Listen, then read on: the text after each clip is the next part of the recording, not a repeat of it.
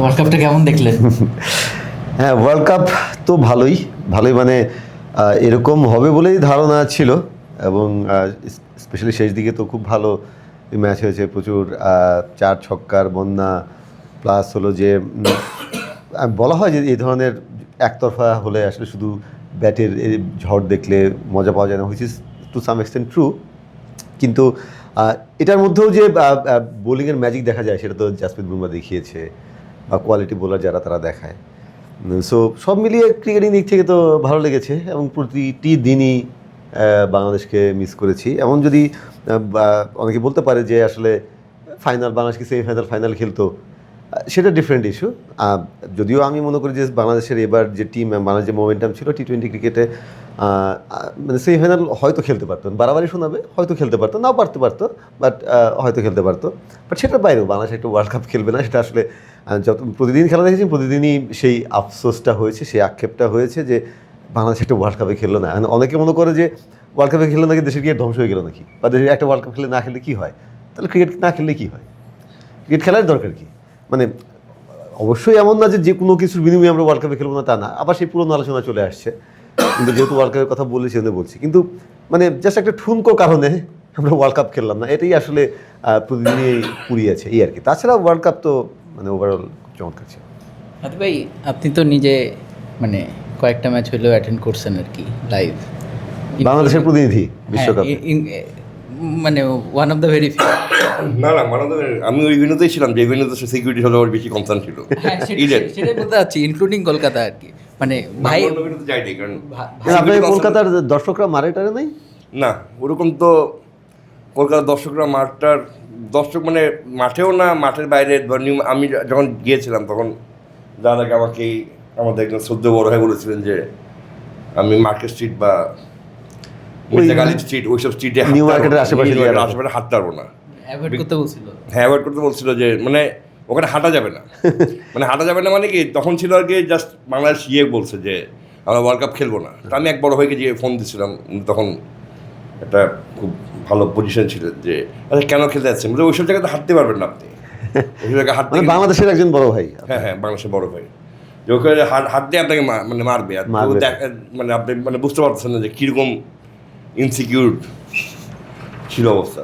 তা আপনি তো নিশ্চয়ই হাঁটতে পারেন না, শুয়ে হামাগুড়ি দিয়ে গিয়েছেন এখানে? না, আমি কিন্তু মানে রাত ধরেন একা তো হাঁটাহাঁটি করছি, আর এটা এমন না যে এবার আমি অনেককে নিয়ে গেছি, যে 5-6 জন ছিল আমার সাথে, যে যারা আমাকে টার্গেট করবে তারা হয়তো 5-6 জন দেখে মারে নেই।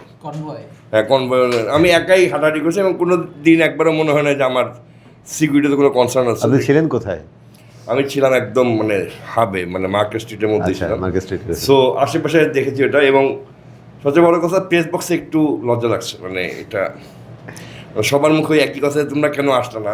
যখন সিকিউরিটি কনসার্নটা বলি তখন তারাই দেখা যায়, তোমার কি মনে হয় যে এই সিকিউরিটি ভেঙে বাংলাদেশকে মারতে পারতো, মানে যে সিকিউরিটি এখন দেখছো। আর যদি তোমার সিকিউরিটি কনসার্ন থাকতোই, তাহলে ওই কনসার্নটা তো যখন একটা দেশ বলে যে আমি সিকিউরিটি কনসার্ন আসছে, তখন তো ন্যাচারালি আরও মানে সিকিউরিটি রেস করে দেওয়ার একটা খুব মানে একটা প্রশ্ন করতো তারা প্রায়, যেটা উত্তর আমার কাছে কখনোই ছিল না, যে বাংলাদেশে একটা সিকিউরিটি প্ল্যান দিতে পারলো না এসে, যে আমরা এই সিকিউরিটি থাকলে আমরা ওয়ার্ল্ড কাপ খেলবো। মানে যেটা আমরা আগে আলোচনা করেছিলাম, যে একটা টিম পাঠাবে সেখানে, সিকিউরিটি অবজারভেশন একটা টিম পাঠাবে, গিয়ে তারা অ্যাসেস করবে সিকিউরিটির সিচুয়েশন। বাংলাদেশের সিকিউরিটি প্ল্যান সহই দিবে, যে এইটা হলো সিকিউরিটি প্ল্যান, আপনারা আমাদেরকে এই সিকিউরিটি দিতে পারলেই আমরা আসবো, নাহলে আসবো না। তা মানে এগুলো উত্তর দেওয়া যায়। বাংলাদেশ তো ওই আলোচনাই করে নাই আসলে, মানে সিকিউরিটির বাংলাদেশ তো মানে শুরুতেই না, সো ওই সিকিউরিটি টিম পাঠাবে ওগুলো না। এখানে তো বাংলাদেশের মানে সিকিউরিটি কনসার্নটা অনেক বেশি ছিল, বাট অল ইন অল আবার অনেকে বলতেছেন যে বাংলাদেশের যে টিম ছিল, অনেক বেজে বলছে, এটার সাথে অনেকে কিন্তু একমত যে বাংলাদেশ এবার ওয়ার্ল্ড কাপ ভালো করতে পারতো, বিকজ স্পিনার ছিল বাংলাদেশের, ওখানেও স্পিনাররা কিন্তু ভালো করছে, সো চান্সেস হাই ছিল। এবং সবচেয়ে বড় কথা, যে এই রাজনৈতিক কারণে এই বিশ্বকাপে বাংলাদেশে খেলা হয় নাই বলে, মানে সব আমরা লাস্ট একটা জায়গায় মানে হলাম, মানে সবাই একমত হলাম যে যেহেতু ইন্ডিয়ার ইলেকশন হবে, সেহেতু মানে ওয়েস্ট বেঙ্গল ইলেকশন হবে, সেখানে সিকিউরিটি হিউজ কনসার্ন। আমি ওয়েস্ট বেঙ্গলের অনেক মানুষের সাথে কথা বলছি এই ইলেকশন নিয়ে, just for the purpose of curiosity, যে এই ইলেকশনটা হলে আসলে মুস্তাফিজ কতটা আনসেফ থাকতো। তার মধ্যে 85% হয়তো আমি কথা বলছি মুসলমানদের সাথে, এবং 15% হয়তো হিন্দুদের সাথে। এবং তারা সবাই বলছে যে মুস্তাফিজের কোনো প্রবলেম হতো না ওয়ার্ল্ড কাপে, মানে কারণ আমরা মুস্তাফিজের প্রবলেম হতে দিতাম না, কারণ মুস্তাফিজের প্রবলেম হলে ওখানে একটা বড় প্রবলেম হয়ে যেত। এটা তো তাদের জন্য ভাবমূর্তির ব্যাপার। হ্যাঁ, মানে না, মুস্তাফিজের প্রবলেম হলে this would have attract them religiously, মানে অ্যাট্রাক্ট দেম রিলিজিয়াসলি, তখন এটা রিলিজিয়াস একটা ব্যাপার হয়ে যেত। সো এই কথাগুলো আমি তো মানে আমি বোঝার চেষ্টা করছি যে মানে রাজনীতির খেলার স্বার্থেই তারা মুস্তাফিজকে সেফ রাখতে দরকার হলে। সো মানে আমরা যে চিন্তা করছি মুস্তাফিজকে যে বিজেপি বিকজ মানে একটা কোনো বড় জিনিস চিন্তা করছে, ওরা আবার ওইটা কাউন্টার চিন্তা করছে যে মুস্তাফিজকে পাঠালে ইট উড হ্যাভ বিন দেয়ার, মানে এটা তাদের রেসপন্সিবিলিটি মুস্তাফিজকে একটা ভালো ইয়ে দেয়ার, বিকজ তারা ওইটাতে বিজেপিকে তাদের উপর টপ করতে দিত না, বিকজ দে নো যে মানে একটা বড় অংশ কিন্তু মানে ইয়েতে থাকে, ভারত মানে ওয়েস্ট বেঙ্গল থাকে, যারা চায় যে যারা মনে পড়ে চাইছে মুস্তাফিজ খেলুক ফর মানে রিলিজিয়াস ইয়েতেই ওইটা চাইছে যে। সো আমার মনে হয় না যে ওয়ার্ল্ড কাপের আমি সিকিউরিটি নিয়ে যে মানে অবশ্যই আমির ইসলাম বুলবুল এটা ভালো বলতে পারবেন উনি। না এমনিতে আরেকটা ব্যাপার, এটা নিয়ে তো আমরা আলোচনা করেছি অনেক, জাস্ট আমি তোর হয়ে আমি বলছি আর কি যে দেশের শুরুটা যেখান থেকে হলো যে মুস্তাফিজকে যেভাবে বাদ দিয়েছিল, এটা তো আমরা বলছি যে এটা তো আসলে গ্রহণযোগ্য না।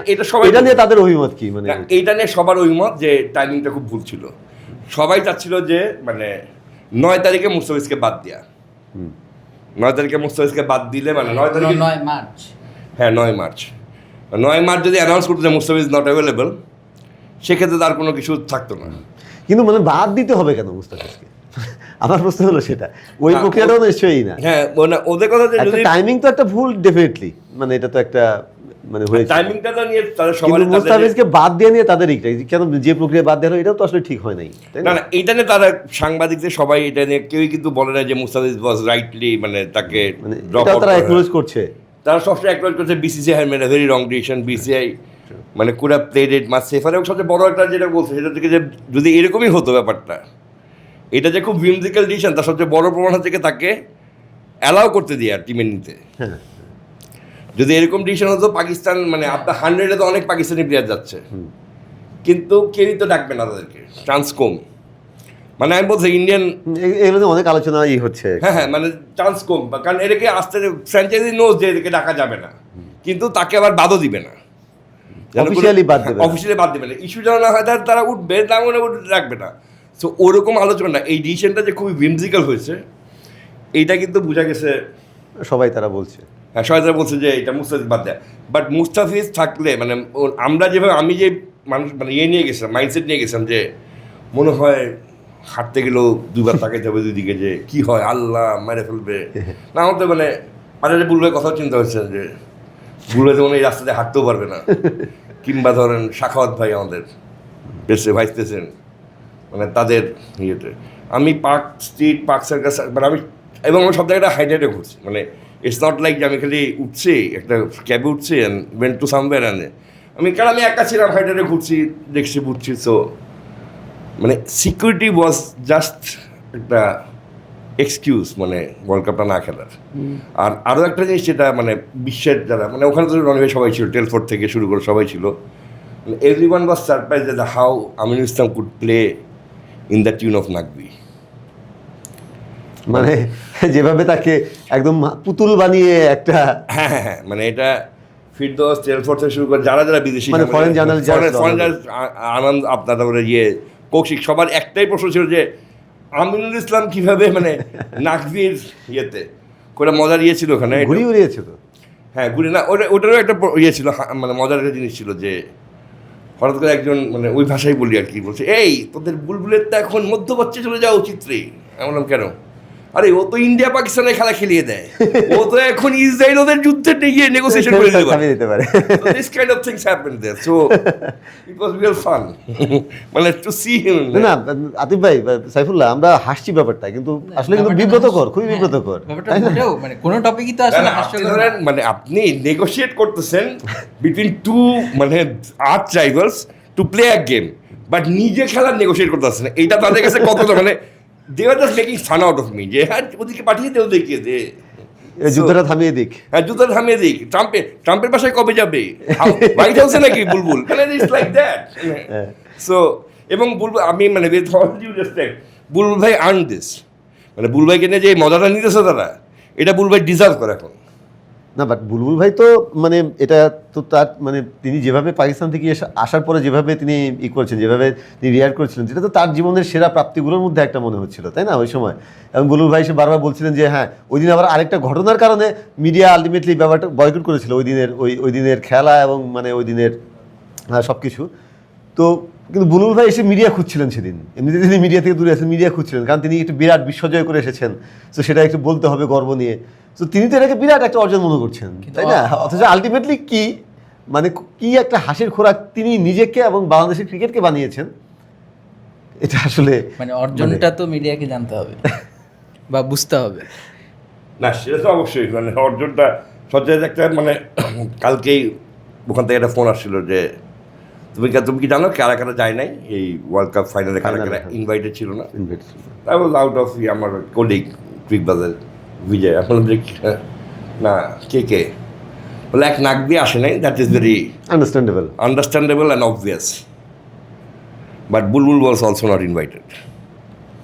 সো মানে এবং সবচেয়ে যেটা খারাপ হলো রনি ভাই, এই যে আমাদের নিজের মধ্যে একটা যে আমরা যে নিজের একটা আত্মতৃপ্তিতে ভুগতাম যে এত মিলিয়ন চোখ আমাদের, এত মিলিয়ন ভিউয়ারশিপ, এইগুলো ছাড়াই তাদের যেভাবে তারা এটা সেল করলো, দ্য বিগেস্ট হলো গ্যালারি দর্শকেও রেকর্ড হয়েছে এবং ভিউয়ারশিপেও রেকর্ড হয়েছে।